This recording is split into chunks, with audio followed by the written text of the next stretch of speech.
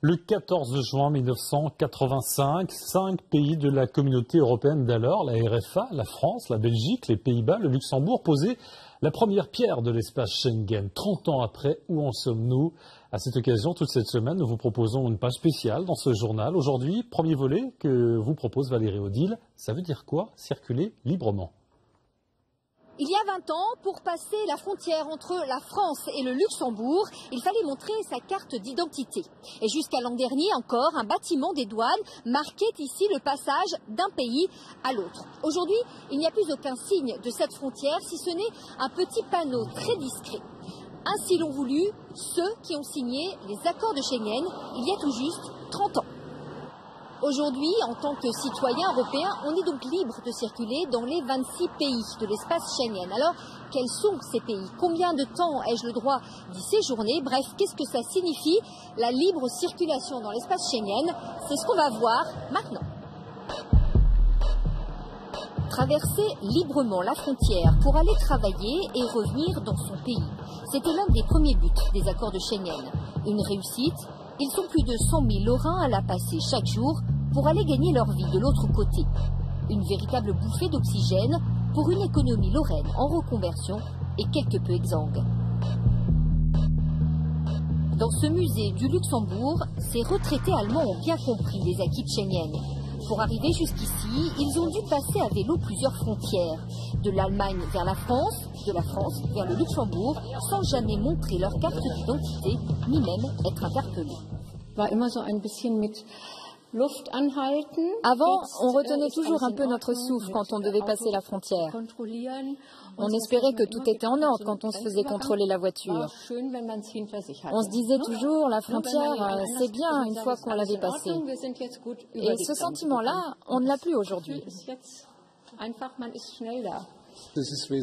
C'est vraiment plus facile qu'avant. L'an dernier, par exemple, on a fait une croisière sur la mer Baltique.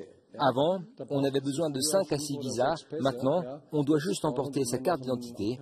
C'est super. Et cette liberté de circuler est bien plus grande que vous ne croyez. Aujourd'hui, on peut se déplacer librement dans 26 pays européens. 22 sont des pays de l'Union européenne auxquels s'ajoutent 4 pays associés. La Suisse, l'Islande, la Norvège et le Liechtenstein. En fait, sur les 28 pays membres de l'Union, 6 ne font pas partie de l'espace Schengen. Ainsi, il est plus facile de rentrer en Islande ou en Norvège où il n'y a pas de contrôle à l'arrivée, plutôt qu'en Angleterre ou en Bulgarie où ils ont été conservés.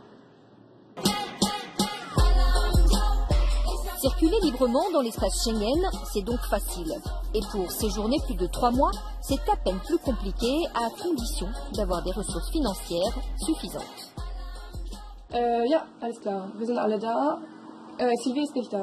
Contrairement aux apparences, Marion est française. Après ses études, elle a choisi de rester vivre en Allemagne.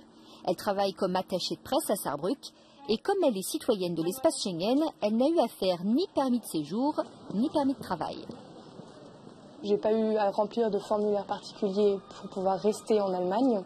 On m'a fait la demande de ma pièce d'identité, évidemment, de prouver mon lieu d'habitation ici sur le territoire allemand, puisque c'est l'adresse française qui est inscrite sur ma carte d'identité française. Au-delà de cela, il n'y a pas eu de dossier à remplir pour demander à rester sur le territoire allemand. Un enregistrement surtout statistique et qui n'est pas obligatoire dans tous les pays. Une démarche qui est la même pour tous les Allemands et tous les citoyens de l'espace Schengen. En fait, ce qu'imposent les accords en cas de contrôle, c'est de pouvoir justifier de revenus et d'une couverture d'assurance maladie.